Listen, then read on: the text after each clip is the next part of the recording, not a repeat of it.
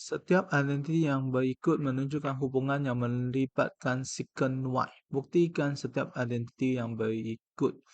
So, yang A ini kita start dengan right hand side. Ialah sin Y darab dengan tangent Y tambah dengan cos Y. So, tangent itu ialah sin per cos. Okay. Tangent ialah sin per cos. So, di sini saya punya cos Y, kita nak darab dengan cos Y supaya bawah sama. So, dia akan jadi sin square Y tambah dengan cos square Y bahagi dengan cos Y. So, dia akan jadi 1 per cos Y. So, secant Y. Ya, inilah dia punya left hand side. Betul. Kita ada sin square tambah cos square sama dengan 1. So, sin square tambah cos square sama dengan 1. Okay. Next, right hand side equal to tangent Y plus cotangent Y over the cosecant Y. So we know that tangent is sine over cos, cotangent is cos over sine, and then the cosecant is 1 over sine. Okay.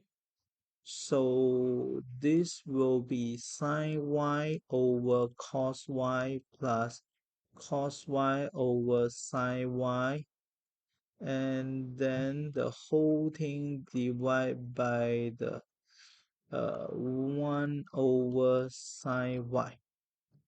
So all multiply with sine Y cos Y, sine Y cos Y.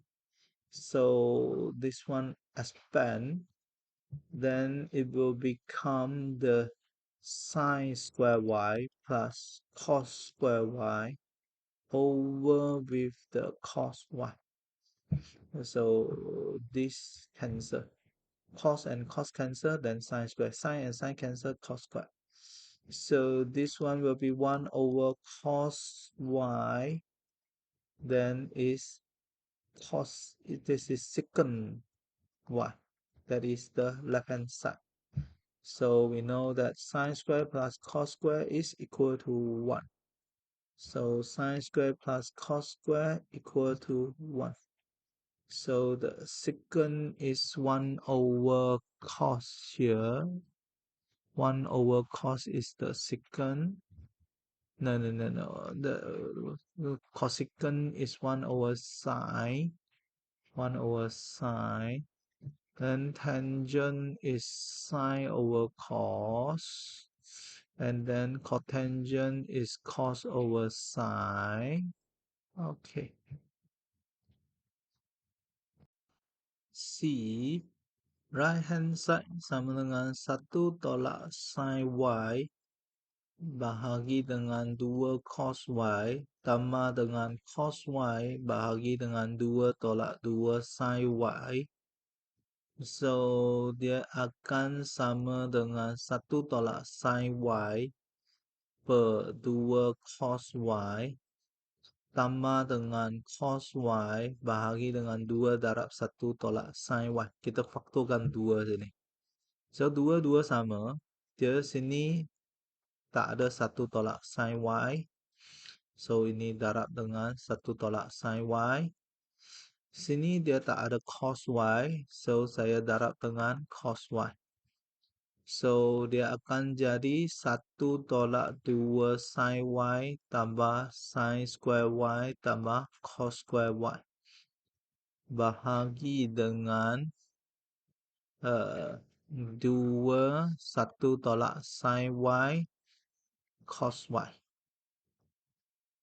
So, dia akan jadi 1 tolak sin Y tambah dengan 1.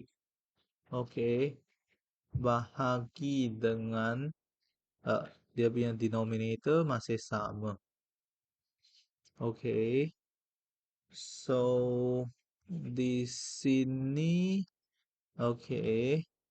kita tahu bahawa dia punya dia akan jadi 2 tolak 2 sin Y bahagi dengan yang ini. Okay. So, faktorkan 2, 2 sin Y. So, bahagi dengan ini. And then, kita potongkan 2 dengan 2. 1 tolak sin Y dengan 1 tolak sin Y. Then, dia akan sama dengan 1 tolak cos, 1 per cos Y. Iaitu, dia sama dengan secant Y. Iaitu sama dengan dia punya left hand side. Okay, settle. Okay. So, di sini kita ada sin square tambah cos square sama dengan 1. So, sin square tambah cos square sama dengan 1. So, ini sama dengan 1 di sini. Okay.